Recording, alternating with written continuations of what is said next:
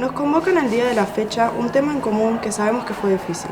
El hecho histórico de las guerras de Malvinas fue un conflicto entre Inglaterra y Argentina por las islas. Las muertes innecesarias e injustificadas marcaron un antes y un después en la historia argentina. Nosotros, alumnos de quinto segunda del Centro Polivalente de Arte, realizamos esta entrevista con el fin de saber las opiniones y más lo personal que usted ha vivido a lo largo de toda la guerra. También cobrándose la vida de más de 650 argentinos, en su mayoría muy jóvenes. Y esta situación traumática ha hecho que al día de hoy haya entre 300 veteranos muertos en el continente a causa de suicidio, de traumas por lo vivido. ¿Qué sensación te traía el clima nublado y lluvioso de las Malvinas? ¿Cómo eran los silencios en las islas? ¿Producían paz o terror? Bueno, al principio era una paz porque, digamos, los ingleses no estaban ahí en la isla. Cuando llegaron después sí, en silencio no había nada. Pero al principio sí era todo silencio, era alegría. Lo que pasa es que eran muy jovencitos los soldados. Estaban en una guerra ni sabían lo que era. Había muchos que sí, ya hacía un año que estaban en la fuerza, otros hacían 3 meses que habían llegado, no sabían nada. Lo único que sabían era las instrucciones que le habían dado en la fuerza de cómo se maneja un arma. Pero hasta que llegaron los ingleses, que desembarcaron el 1 de mayo, todo era tranquilidad. Bueno, después ya se armó la hecatombe, ya no hubo paz, una cosa de narrarlo y otra cosa es vivirlo. Porque no te da tiempo a pensar, tenés que actuar desde rápido, al instinto. Porque el que pensaba perdía. Y más en los ataques que hacían los ingleses, le decían, porque habían superiores que le decían lo que tenían que hacer. Entonces ellos seguían las instrucciones como le decía el superior. Y ahí sí ya digamos, días de terror. Bueno, nuestro grupo no tenía una introducción real así, decimos como una pequeña anotación para que más o menos nos acordáramos al momento de hacer las preguntas. Pero todo lo que sí al final terminamos convirtiendo en preguntas lo hicimos a partir de unas entrevistas que nos compartió la profe y otras que fuimos mirando así pues ya por nuestra cuenta. Entonces capaz algo de lo que pregunto acá no está del todo bien, así que bueno, me hacen la corrección.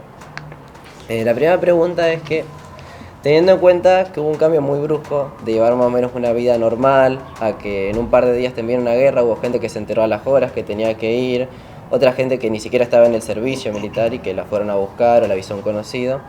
¿Qué fue lo que más extrañaba cuando uno ya estaba en Malvinas? Por ahí el tema es que por ahí vos lo tomás como una campaña simplemente. Nosotros al principio se hacían muchas campañas muy similares a lo que iba a pasar en Malvinas. Se hicieron campañas en Santa Cruz, frente a Río Gallego y demás, entonces para nosotros era una campaña más, nunca se nos dijo nada. El día 25 se empezó a preparar la compañía nuestra y desembarcamos, en realidad aéreo fue, en Malvinas, eso fue el día 2. Así que entre que llegamos, hicimos el reconocimiento del pueblo, requisa de armamento, y después un reconocimiento para ver dónde íbamos a colocar las defensas. Al principio como que vos decís, bueno, vamos a estar una semana, qué sé yo, un mes, vamos a volver, una campaña más. Ahí ya convencido de que era una guerra. Pero nosotros lo tomamos como un ejercicio con bala real al principio, no nos parecía que iba a ser algo tan tremendo. Ya después cuando empezamos a hacer las primeras posiciones entre medio de lo que sería la aldea y unas alturas que habían, que era un cerro de 150 metros más o menos, empezamos a hacer las trincheras ahí, y ahí sí, es como que era un silencio, ¿cómo te digo?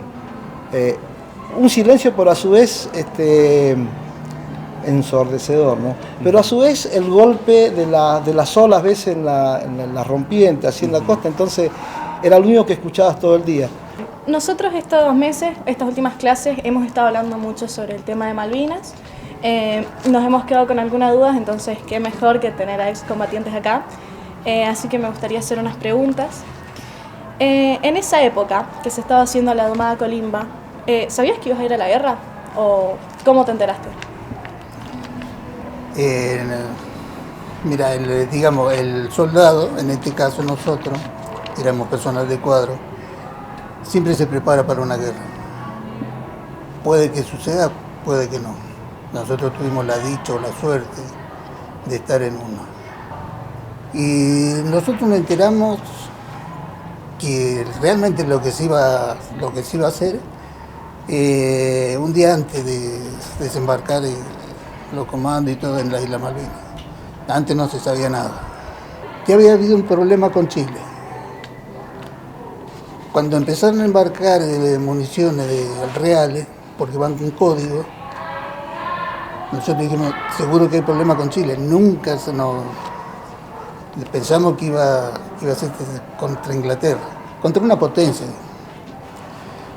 Y el día antes de desembarcar fue cuando el comando de la flota de mar comunica todo eso.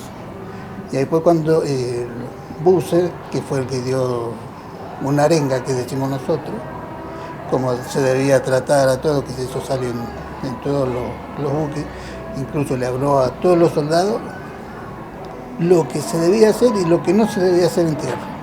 Entonces no se debía meter con la población kelpie.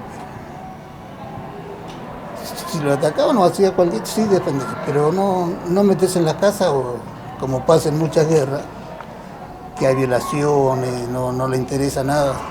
Pero hasta un día antes nomás nos enteramos. Antes Sí, antes de desembarcar. Bien. Fue la toma, no la guerra. Cuando caíste en lo que estaba pasando, ¿en algún momento pensaste que podría haber otra alternativa que no fuera la guerra? Lo que pasa que en un momento, en realidad pensé sí que podría haber otra alternativa, pero me puse a pensar que en realidad teníamos una sola opción. O sea, la única opción que teníamos nosotros era tomar Malvinas, por lo que explicó recién mi compañero. O sea, 150 años perdíamos las islas. Y las islas son argentinas por un montón de cosas, geográficamente, históricamente, son argentinas. Lo que pasa que como nosotros lo vivimos nosotros Malvinas, no lo vivieron en total el pueblo, digamos, la Argentina en sí, la gente no lo vivió porque obviamente la guerra no fue acá, pero fue en una parte de Argentina, ¿entendés? Así que entonces en ese momento dije, no, bueno, ¿por qué no? ¿Por qué no? Si nosotros tenemos que tener la opción de al menos poder volver a reclamar lo que es nuestro. ¿Cuál fue el momento en el cual usted entendió que estaba en Malvinas? Que cayó, que sus pensamientos, su cuerpo entendió que estaba ahí. Bueno, en realidad, viste, nosotros íbamos con otra mentalidad y no sabíamos dónde nos llevaban. Nunca nos pusimos a pensar tampoco lo que podía suceder en la guerra. Porque vos te pones a pensar lo que va a suceder, te entra el miedo, el pánico. Entonces lo que hacíamos nosotros, yo estaba embarcado, entre los compañeros nos hacíamos chistes, jodíamos para no pensar todo lo que nos podía suceder. Para bajar la tensión en ese momento. Exacto, para no ponerse, si vos te pones a pensarlo, que en realidad una guerra, porque nosotros decimos, el que no estuvo en una guerra no sabe lo que es. Okay. Y el que quiere ir a una guerra tampoco sabe qué es lo que se pasa en una guerra. ¿Y qué es una guerra para usted? Mira, una guerra es la miseria para todos. Lo que pierden no es ni Argentina, ni en este caso Inglaterra. Pierden los dos. ¿Por qué? Porque de los dos lados hay seres humanos. Lo que van a perder son los pueblos, los padres, los hermanos, los tíos. Ellos pierden. Los gobiernos no pierden nunca. Lo que pierden son los pueblos. Relacionado con eso teníamos otra pregunta, que muchos excombatientes en las entrevistas dicen que para ellos algo de lo que los mantuvo frente a las complicaciones, todas las que hubo en Malvinas, fue que sintieron que había un compañerismo entre los soldados, sobre todo entre las tropas normales, Y quería consultarte si sentiste que eso fue también para vos, sentiste ese compañerismo o qué otra cosa te pudo mantener con la moral alta durante toda la guerra. Yo siempre fui así, o sea, sí, fui una persona que, si bien siempre fui a mantener la moral alta o media, pero nunca para abajo, normalmente no me caía. Siempre fui un chiquilín a la edad que yo fui con 21 años. Tenía jefes que tenían 21 años y eran unos señores, eran unos grandes, unos adultos. Yo era un nene, ¿viste? Y tenía gente a cargo. Así que imagínate que yo con los soldados míos éramos unos con pinche para todo. Queríamos ir a buscar, qué sé yo, queríamos comer y nos mirábamos todos, matemos una vaca. Y yo matábamos una vaca, ¿viste? Escondido, nadie sabía nada, ¿no? Claro, claro. Y cosas así. Entonces eso te va haciendo formando como una hermandad entre los soldados. Hay roces, no es que no, porque por ahí con algunos nos congeniábamos, como todo, ¿viste? Siempre buscábamos la manera de, primero, que no nos faltara la comida, porque obviamente donde estábamos nosotros no nos llegaba la comida, Claro. es imposible donde estábamos. Así que teníamos que generar nuestra comida. Nosotros habíamos hecho el campo minado y ahí nos daba la espalda lo que era la costa. Así que nosotros siempre vigilábamos que hubiera algún animal que pisara una mina, porque entonces nos daba la excusa para tener carne. Porque eso no estaba permitido. No sacar animales estaba permitido matar animales de ahí. Y yo me hice muy amigo de un soldado, era soldado conscripto del Regimiento 8, que era el que estaba con el radar. Yo cuando lo conocí empecé a chusmear, me interesaba ver el tema del radar y veía, él me explicaba cómo funcionaba y todo. Con esto nosotros lo vamos a ver enseguida, qué sé yo. Claro, después cuando no pasó realmente, porque nos empezaron a intervenir el radar, pero hicimos una amistad. Entonces este soldado era súper bicho, ¿no? Y decía, che, Garcés, porque a mí los soldados me tuteaban, podríamos agarrar y buscar la manera de conseguir cómo negociar con el barco que está varado ahí en el muelle. Pero ¿y qué hacemos? Llevémosles carne y ellos que nos den harina. Así logramos comer marinera, torta frita. ¿Por qué cree entonces que el gobierno de aquel momento decidió ir hacia una guerra llevándolos a ustedes sin una cierta preparación? Muy buena pregunta. En realidad nunca se pensó en la guerra. Todos dicen que esto fue improvisado, no fue así. En el 81, el comandante de la flota de mar le mandó a todos los comandantes de la flota que prepararan los buques. El tema era ir, tomar la isla Malvinas y dejar una guardia. Y el resto volver. Ellos tenían una guardia de la Royal Marine. Entonces se tomaron prisioneros ellos. Eso fue lo que se planteó de entrada. Hay unas leyes internacionales que pasando 150 años, si ese país no hace nada por recuperar la isla, pasa directamente a ser de Gran Bretaña. Entonces, porque las negociaciones diplomáticas no servían, nunca hicieron caso.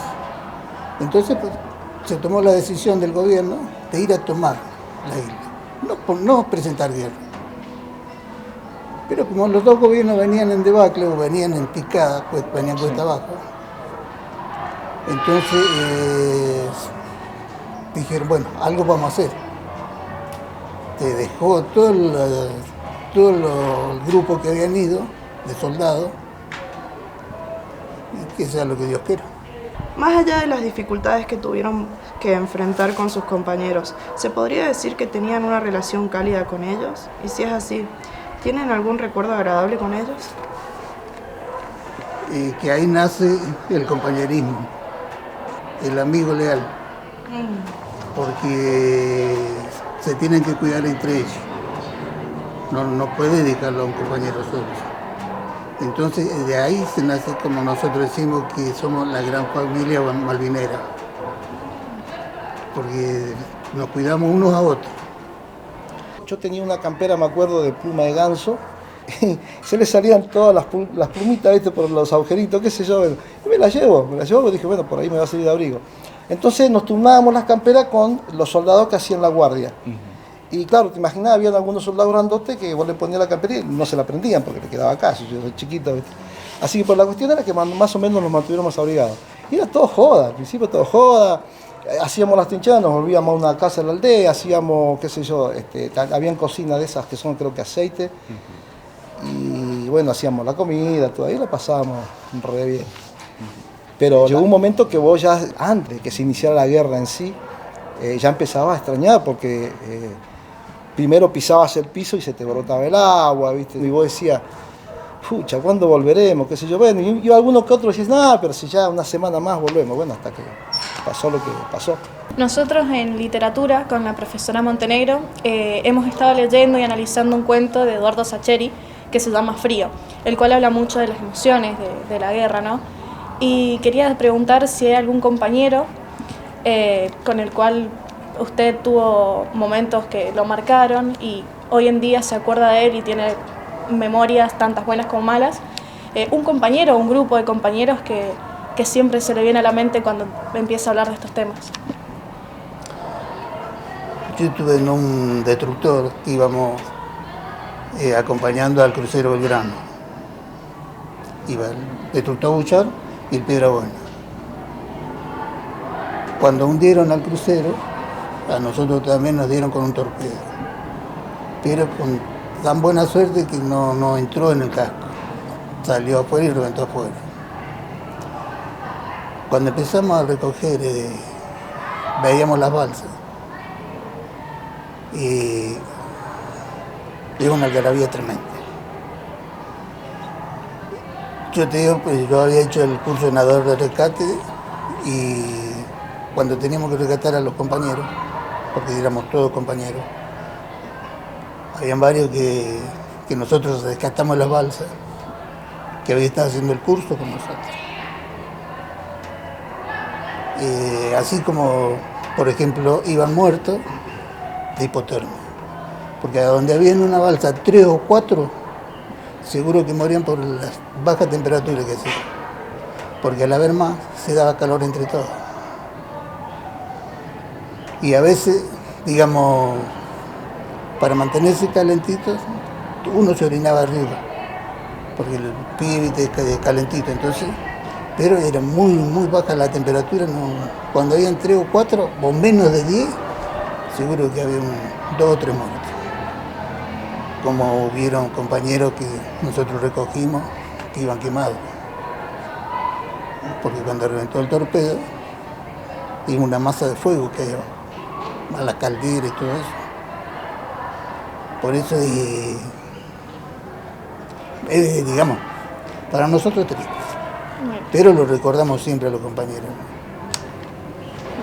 Quizá uno no fue a ser amigo allá, pero terminás haciendo hermanos. Lo juro, la experiencia sobre todo, sí. Más que el tiempo así que puedan haber pasado juntos.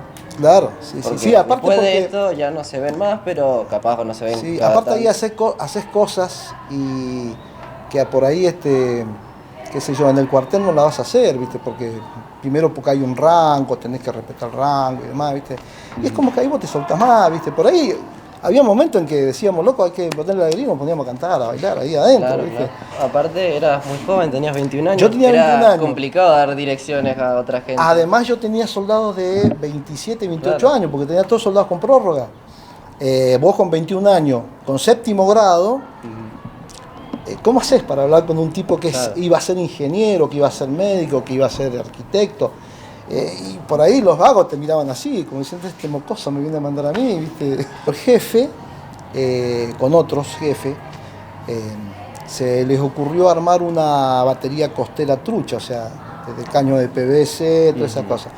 Lo cual hizo que todo el bombardeo que nos mandaban a nosotros los desviaran hacia las costeras. Todas las noches, cuando empezaba a caer la tarde, nosotros íbamos y cambiábamos todos los caños, los tachos los tachos los cortamos a la mitad y hacíamos tipo radar. Entonces los tipos le tiraban a eso. Era como un señuelo. Es un soñero. Y ametralladoras viejas que no servían las metíamos ahí, todo. Entonces ellos tiraban todas las noches, al otro íbamos a acomodar todo.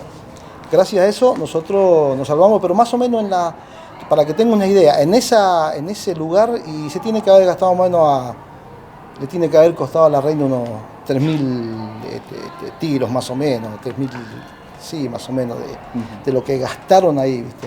Y yo me acuerdo que hubo un bombardeo que era impresionante, ¿no? Porque yo sentía que arriba de la choza que habíamos hecho caían los pedazos de la cresta del punto 150.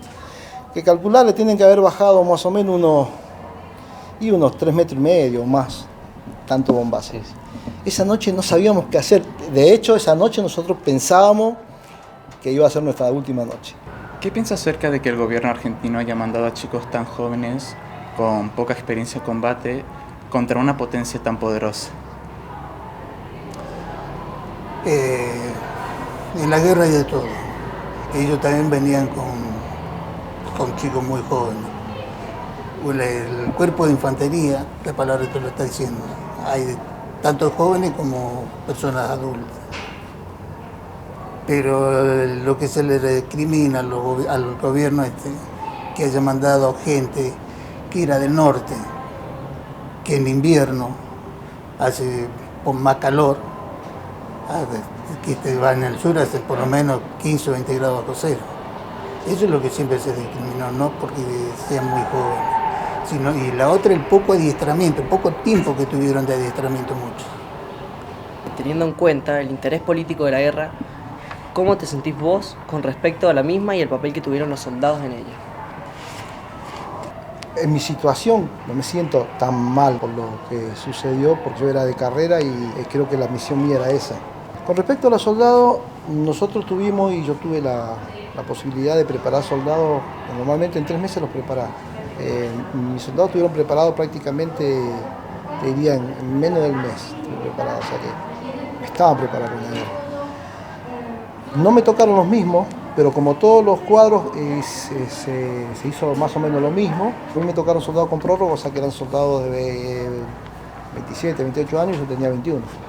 Ellos analizan, a lo mejor en ese momento analizaban la guerra desde el punto de vista que eran conscriptos, una conscripción obligatoria para el país, que si vos te lo pones a analizar, es algo que no solamente le corresponde al soldado que es obligado supuestamente a hacer la colimba, sino que al pueblo argentino. Cada pueblo tiene que defender su tierra. Cada persona defiende el patio de su casa. Si a vos te usurpan tu patio, vas a tratar de recuperarlo. Bueno, esto es más o menos similar. Entonces, lo que pasa es que obviamente el soldado tiene que pasar por los cuarteles, tiene que ser preparado, cosa que muchas veces no te gusta, o sea, es duro ser preparado para una guerra, para ir a defender tu país sabiendo que por ahí tenés la desgracia de quedar allá, ¿no? Después con el tiempo lo pensás de otra manera como soldado. Primero, vas a quedar en la historia, porque vas a quedar en la historia como quedaron muchos próceres atrás, y ustedes ya no van a decir solamente San Martín, Belgrano, y en algún futuro van a encontrar, esa calle se llama Francisco Romero, ese era veterano de Malvinas. Y ustedes se lo van a transmitir a sus hijos. Una palabra que se repetía mucho en aquel momento y hasta el día de hoy es la palabra patria. ¿Qué piensa usted de esa palabra? ¿Qué le representa a usted? Qué brete me está poniendo el pibe. Bueno, la patria para nosotros es todo. Se hizo un juramento a la bandera y ante Dios, que tenía que defender la patria hasta perder la vida. Muchos compañeros nuestros lo hicieron, por eso quedaron en Malvinas. Inglaterra venía con mucha tecnología, que la Argentina no lo tenía. Pero ¿qué es lo que perduró o lo que sobresalió de todo? Es, como vos dijiste, el amor a la patria. Entregar todo por su patria. Muchas veces se escuchó la frase que el peor enemigo eran el hambre y el frío. ¿Qué opinas respecto a esto? En distintos sectores sí, no en mi caso, yo creo que expliqué recién. Nosotros no nos llegaba, a pesar de que no nos llegó la comida a nosotros, por muchas cuestiones, una cuestión de distancia, una cuestión de seguridad. Nosotros siempre comimos muy bien, juntamos nuestra comida. Hay otros sectores que por ahí el soldado cuando está en primera línea normalmente no tiene acceso a la comida porque se la tienen que acercar sí o sí. En pleno combate es imposible comer, olvídate. Y en algunos sectores sí, no estoy seguro porque yo no lo viví eso, pero muchos cuentan que sí, que en realidad faltó comida, qué sé yo y demás. Creo que la comida dentro de todo vos la podés pasar, pero el agua, viste, por más que diga hace frío, los labios se te secan, la boca se te seca, necesitas consumir agua. Creo que... Y el frío sí, el frío en algunos lugares fue mortal, de hecho hay muchas personas con pie trinchera. En el caso nuestro, sí, pasamos frío, pero siempre nos rebuscamos para estar calentitos, siempre buscamos eso. Y como éramos todo un equipo, en realidad, siempre, creo que nuestra supervivencia fue más que nada por eso. Porque éramos un equipo y cuando hacía frío buscamos la manera de, si hicimos una choza, nos metíamos todos. Yo quería preguntarle si había tenido compañeros que fueran homosexuales, si ellos la sufrían el doble, si los altos mandos al saber eso se abusaban de ellos. En mi caso no, pero por un compañero sí sé que tuvo en el crucero, que era homosexual. No hubo discriminación, nada. Y la valentía que tuvo ese pibe, muchos no la tuvieron. A pesar de que era homosexual, él cuidó de un compañero que iba quemado. Cuando falleció en la balsa, no le dijo a nadie nada, para que no bajoneara a los demás compañeros. Y ahí te da la pauta del compañerismo que hay entre todos. Ahí no hay distinción de nada, sea lo que sea. Ni religión, ni política, no hay nada. Son todos compañeros, amigos, hermanos. Así no hubo tampoco, digamos, abusos. Quería hablar más que nada de la discriminación que había, por si uno era de tal o cual manera. No, ellos no. En tiempo de paz es distinto, pero en una guerra no, son todos iguales. ¿En algún momento tuviste un pensamiento real que ibas a morir o alguna situación que te ha hecho pensarlo? Y con respecto a eso, ¿qué fue lo peor que tuviste que ver? No, en Malvinas, bueno, nunca cuento lo peor porque por ahí fue parte de mi mochila y tuvo que ver con un soldado, entonces nunca lo cuento. Pero sí, te duele porque por ahí vos decís, tu objetivo es todos vivos, ningún muerto. A veces se pierde, vos no querés perder, pero a veces se pierde en la guerra. Y a veces en la guerra querés perder vos, no perder un soldado. Me costó mucho tiempo superarlo.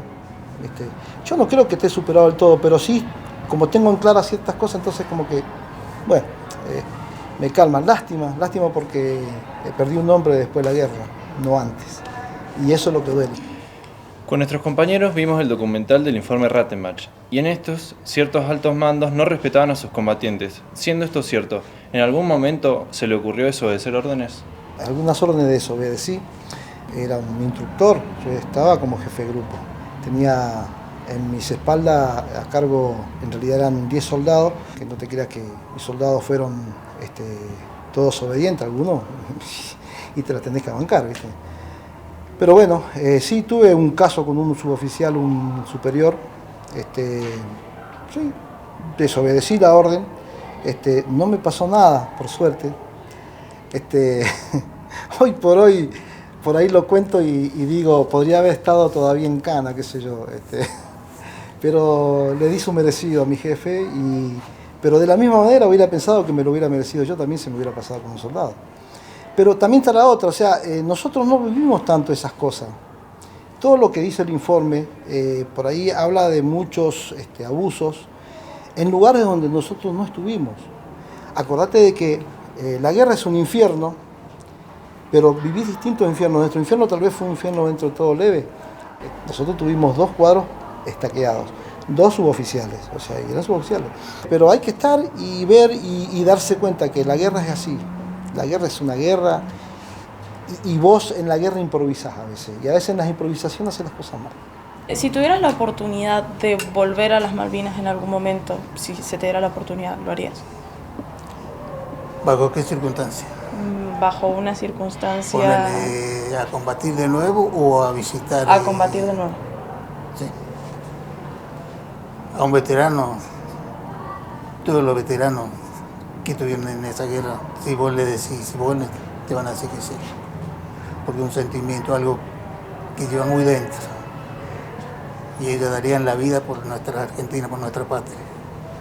Y a visitar si también se te diera la oportunidad. Sí, porque, por ejemplo, en mi caso, conocería lo que es Malvinas. No la conozco. Luego de 39 años ¿Qué le diría al Alejandro de aquel momento, si lo tuviera enfrente? ¿Qué le diría? Que vuelva a defender a su país en esa situación, pero sí cambiaría otras cosas. Lo aconsejaría que fuera diferente. Está bien, desde mi adultez, ¿no? Creo que me faltó ser el adulto que no estuvo en Malvinas, siempre tuvo el nene, tuvo el chiquilín. Así que lo cual me ayudó, para mí fue positivo porque me hubiera afectado peor si lo hubiera tomado de otro modo. Creo que vino bien haberlo hecho así, divertirme, o sea, tomarlo de ese modo, la verdad que creo que fue lo que me mantuvo con vida. Me gustaría poder decirle, y no te tomes el regreso como algo peor, porque eso creo que fue lo que nos afectó a la mayoría de los veteranos. Malvinas fue una cosa, el post-Malvinas creo que fue lo peor que nos pudo haber pasado.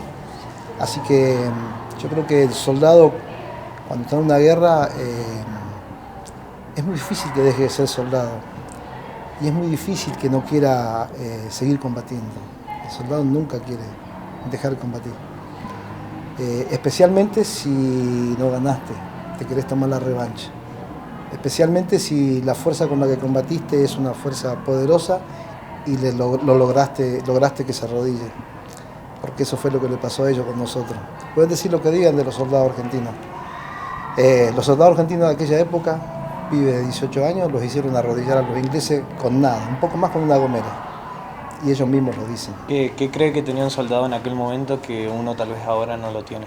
Yo creo que tenía un espíritu, primero porque era otra enseñanza, yo creo que tenía un espíritu patriótico que entendían bien en realidad lo que era la patria, qué estaban defendiendo, ¿entendés? A día de hoy, ¿cómo se siente con la situación, la relación del pueblo con las islas y con ustedes y con actos como, por ejemplo, la entrevista que le estamos haciendo ahora mismo? Bueno, la relación que hay entre el veterano y el pueblo es excelente. No te puedo decir como de los Calper porque no sé, ellos son mucho más. No nos quieren ni ver ni en figuritas siquiera. Pero el pueblo tanto de ustedes como los alumnos, los docentes, los que integran el grupo escolar acá, llámese celadores hasta la directora, nos están ayudando muchísimo a nosotros. Porque esto que le estamos haciendo nosotros con ustedes, esto es malvinizar. Y a nosotros esto nos hace bien. Para que la juventud sepa lo que pasó en el 82. Que no fueron películas, fueron hechos reales. Porque después se empieza a olvidar.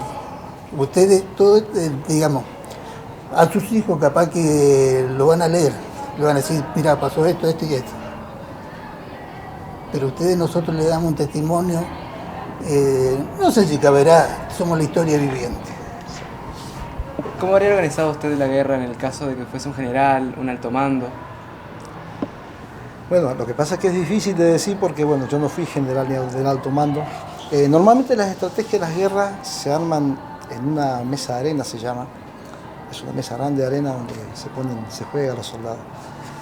Obviamente se planifican desde ¿cómo se dice? Desde la visión a distancia, ¿no?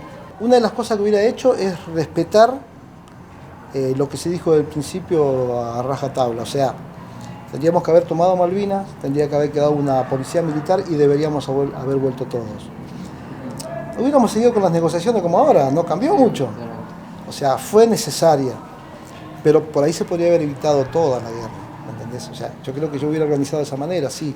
Si se había dicho de que íbamos a tomar Malvinas, porque en realidad la idea era esa, ir, tomar Malvinas, dejar un antecedente, ¿entendés? Ya con eso podíamos seguir negociando. Lo que yo le quería preguntar era si a usted también lo ayudó el arte en algún ámbito.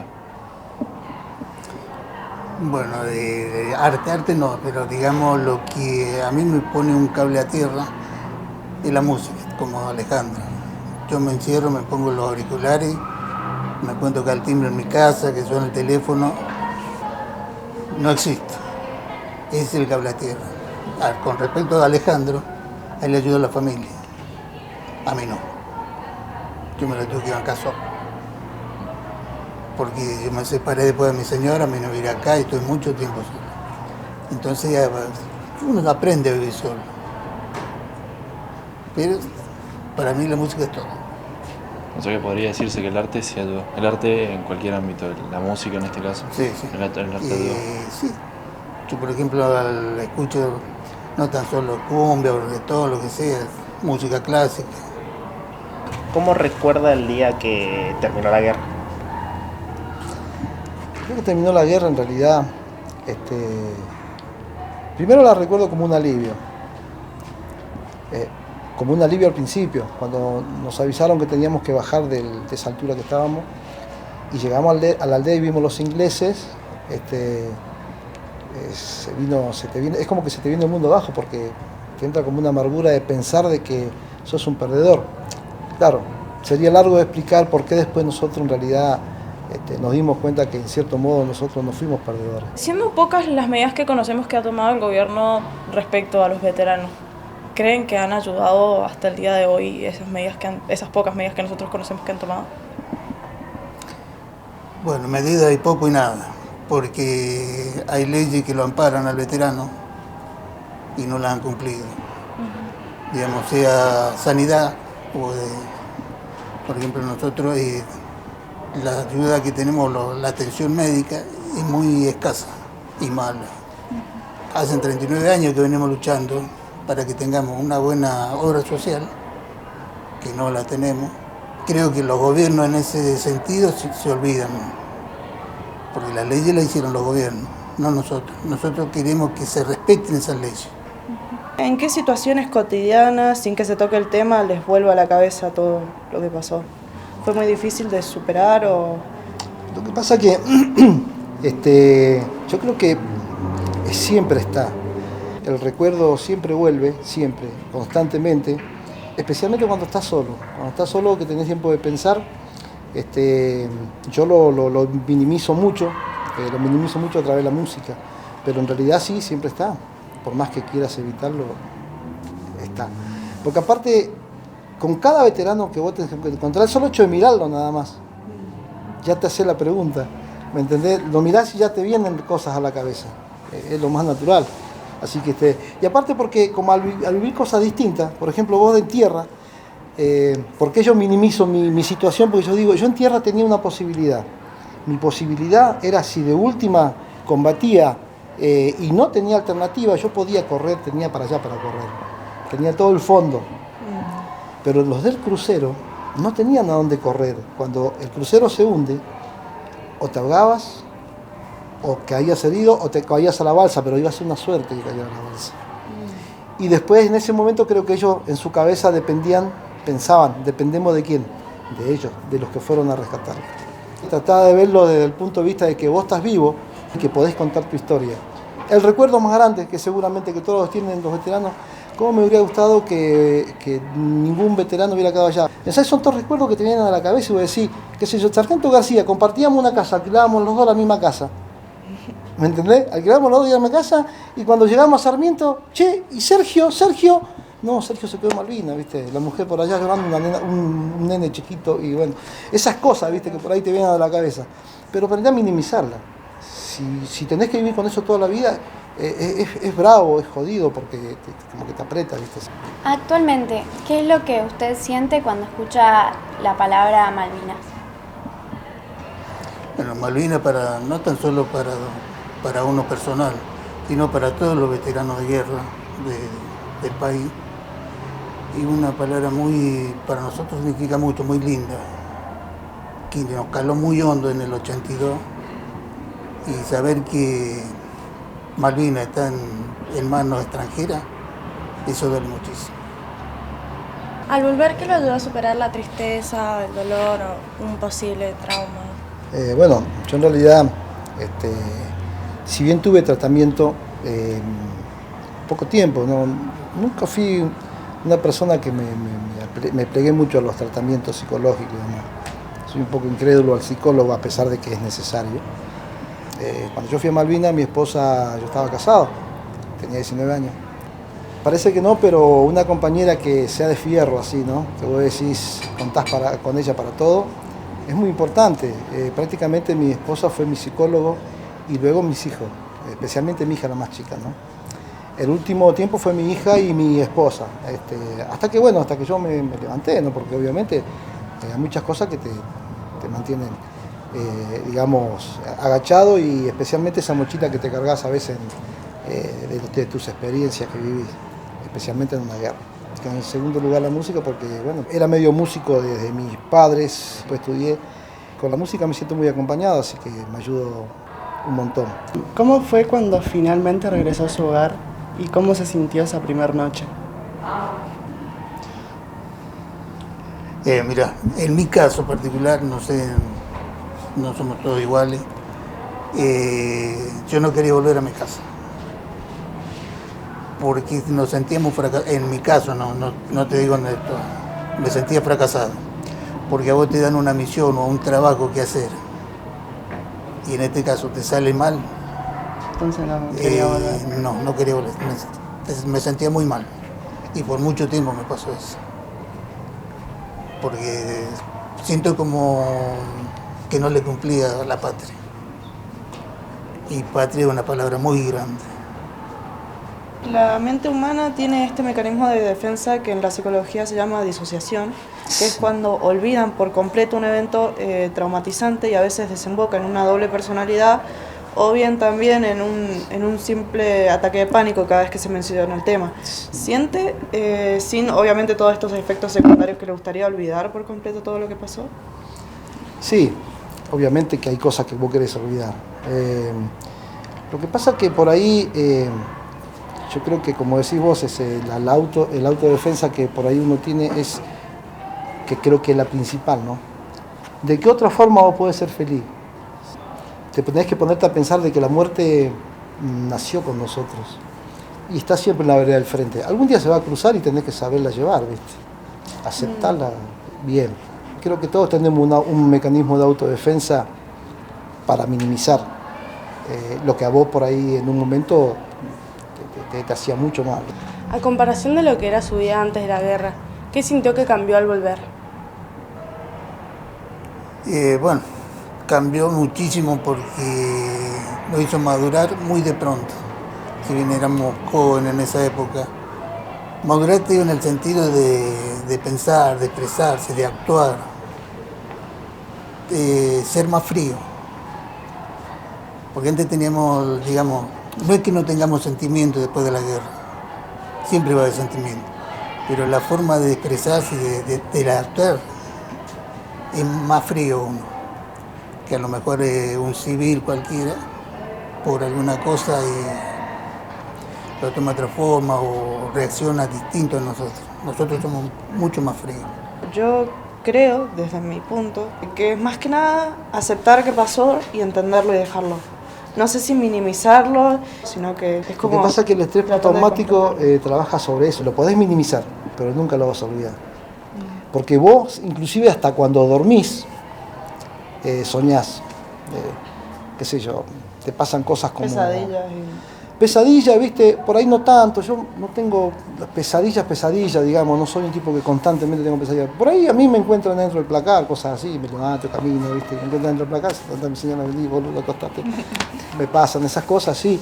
Y es porque a lo mejor yo estoy pensando que voy caminando, que voy en patrulla, viste, y a veces hablo en la patrulla y mi señora, mi hija me dice, no, mamá, acostalo al viejo, porque estoy en la patrulla, me pasa eso, sí. En el libro que leímos con la profesora de literatura, el señor empieza a recaer en estos recuerdos cuando está pintando un galpón y está solo. Simplemente son como momentos que... A mí me pasa con la música, cuando canto algún tema, por ahí yo vengo de la línea del metal, del heavy metal en realidad. Después me fui embarcando en el metal, pero después por la edad fui cambiando otras cosas, ¿viste? Un poco de clásico, un poco de lírico. Y canto temas que por ahí me vuelan la cabeza para esos lados, o sea, qué sé yo. Si vos cantás, por ejemplo, Despertar, estás hablando del soldado, ¿entendés? Y el Despertar es un tema lírico que vos cuando lo empezás a cantar y lo empezás a sentir, vos sentís que te vibra la piel, pero a su vez sentís que el recuerdo te pega. Y recuerdo que por ahí, qué sé yo, un soldado mío que entró a un campo minado, se había caído algo ahí, no sé, y no fue el estúpido que lo mandó, el tipo fue a buscar las cosas y el soldado fue y pisó una mina antipersonal y se sacó esta parte para allá. Así que entonces todos corrimos y yo le dije, empecé a los gritos, no se metan, no se metan. Así que el soldado gritaba como loco, quédate quieto, Palma, quédate quieto, no te muevas. Y yo empecé con una bayoneta y empecé a buscar así para ver más o menos, y teniendo idea que yo al detectar una o dos minas yo ya me guiaba más o menos como era el campo minado. Entonces así llegué al vago, ¿viste? Y lo saqué. Y obviamente sí me era pesado, era mucho más grande que yo, así que tuve que sacarlo afirmado a mí con un pie en el aire y el otro pisando y decir dónde tenía que pisar. O sea, y son cosas que no se te olvidan más, pero lo que pasa es que si vos vivís con eso toda la vida, te vas a morir. Yo siempre pienso en eso. ¿Qué es lo que me va a mantener vivo? Y es eso. Pero el recuerdo puede estar, pero tenés que minimizarlo, tenés que vivir. Si querés vivir, ¿viste? Porque si no es como que vas a vivir, pero vas a vivir infeliz toda la vida. No es así. ¿Y cómo se siente hoy en día al hablar sobre estos temas en concreto? La verdad que para nosotros volver a retrotraernos o a recordar lo que pasó en una guerra, muy triste.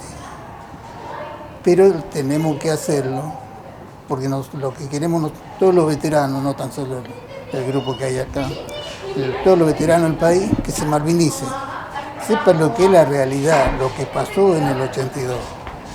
Si vamos a lo que no hay mucho tiempo tampoco. Pero nosotros seguimos malvinizando que la Argentina tiene héroes, dieron su vida por la patria, y ellos quedaron, como decimos nosotros, centinelas en la isla. Alejandro, ¿qué hubiese pasado si Argentina ganaba la guerra? Yo creo que aunque hubiera ganado la guerra Argentina con la mentalidad que tiene, no hubiera cambiado mucho. ¿Y en el veterano qué hubiese cambiado? Hubiéramos sido más vanagloriados, hubiéramos tenido todos los beneficios ahí la semana que viene, hubiéramos tenido los beneficios que nunca tuvimos, o los pocos que tuvimos. En el caso de haber ganado el conflicto, ¿usted piensa que la victoria bélica hubiera mejorado la situación del país en aquel entonces? No. Digamos, conociendo lo que son los ingleses, porque ellos venían con armamento nuclear, no creo que se hubiesen dejado ganar muy fácilmente. Y una guerra ganada no creo tampoco que haya sacado el país adelante. Porque el país no lo puede sacar nunca, porque, como dijimos hace rato, en una guerra no pierden los gobiernos, pierden los pueblos, el país. Pierden los hermanos, la madre, los padres, que ellos son los que van a sufrir una guerra. Y al país no lo van a sacar adelante por una guerra. Una guerra se hace en última instancia, cuando ya no, por ejemplo, lo que pasó en Malvinas, que no se dieron las negociaciones diplomáticas, se fue a tomar Malvinas, pero después, bueno, vinieron los ingleses y, como dijo el presidente en esa época, si quieren venir que vengan, les presentaremos batalla. Yo no creo que un país salga adelante por una guerra. Una sola pregunta, desde el corazón, ¿no? ¿Te hubiera gustado estar en Malvinas conmigo? Con cualquiera, con tal de conmigo, combatir. en Bahía Fo, conmigo. Sí, ¿por qué no?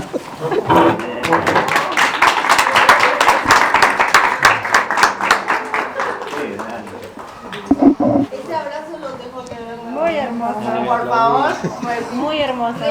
No, porque no soy yo. Qué bueno.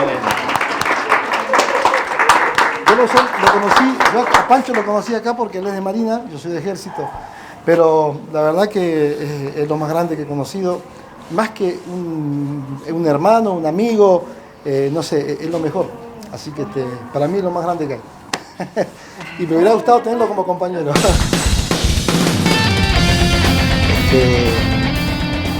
¿Cuál fue la pregunta? Qué brete me está poniendo el pibe. Combatiente. Combatiente de Malvinas. Combatiente. En los dos casos. Sí, combatiente O veterano de Malvinas. 10 minutos. Perdón.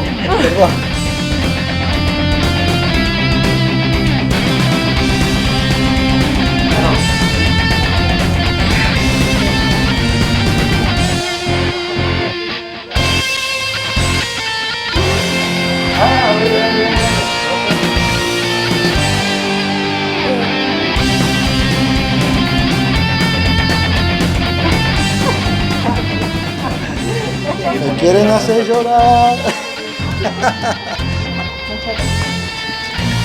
Muchas gracias, Alejandro. No, no, ¿de qué? Gracias. Muchas gracias. No, gracias. Muchísimas gracias. Muchas gracias. Gracias. Gracias. Muchísimas gracias. No, gracias.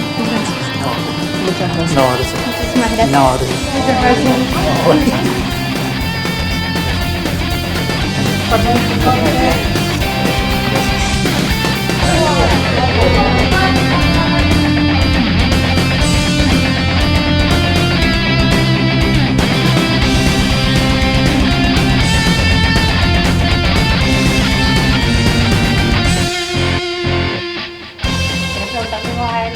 Una sola pregunta, desde el corazón.